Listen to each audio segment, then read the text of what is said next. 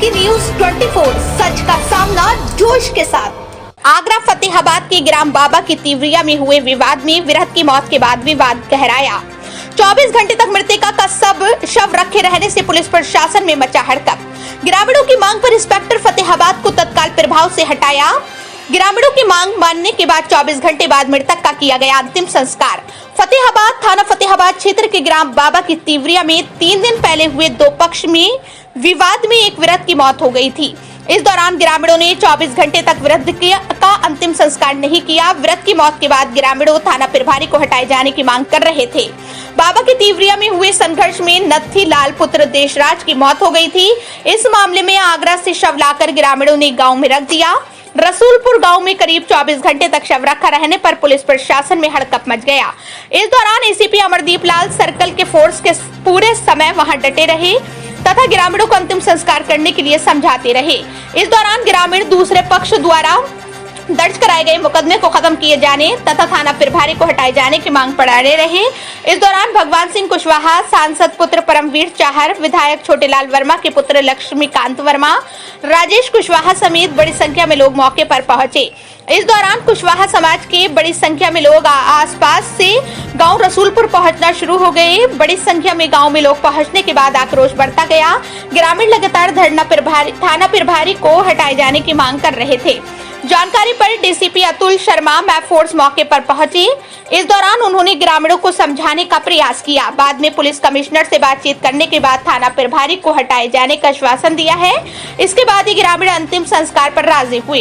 पीड़ित पक्ष पर लगाए गए मुकदमों की निष्पक्ष जांच कराए जाने का आश्वासन के बाद 24 घंटे बाद मृतक का अंतिम संस्कार कर दिया गया। आगरा के फतेहाबाद से हमारे सहयोगी सुशील कुमार गुप्ता की रिपोर्ट। के बाद क्या कुछ कहेंगे?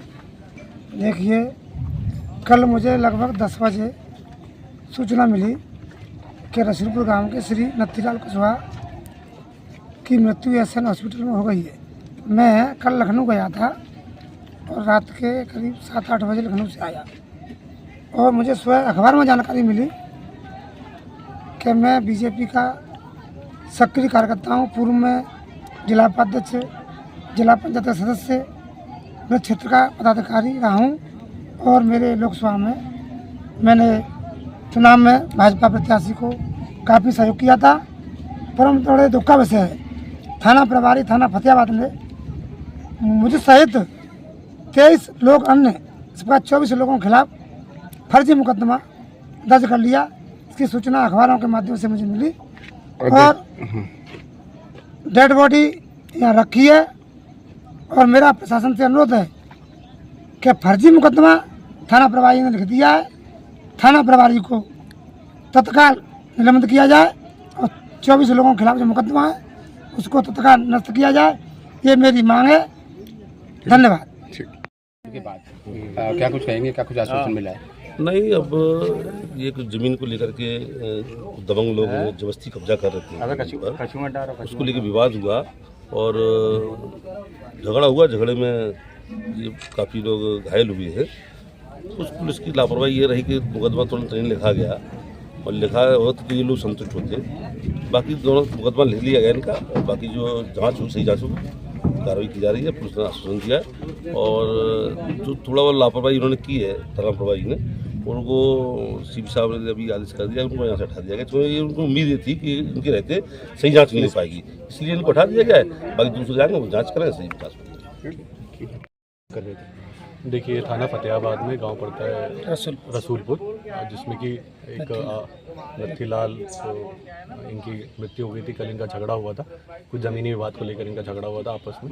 उसी में कई लोग घायल थे। एक ये जो नत्थीलाल इनकी मृत्यु कल हो गई थी। इसी में दोनों पक्षों की तरफ से मुकदमा भी लिखा गया है और इसमें ये जो इनके परिजन हैं यहाँ पर डेड बॉडी के साथ बैठे हुए थे और ये न्याय की मांग कर रहे थे, जिसमें इनकी कुछ मांग थी, जिसमें इनकी सबसे जो बड़ी मांग थी वो थी थाना प्रभारी को हटाने को लेकर, जिसमें कि उनको आश्वासन दिया गया है और प्रथम दस्ते और ये बातें जाँच की गई तो उनको थाना प्रभारी की खिलाफ द्वारा इसके अनुसार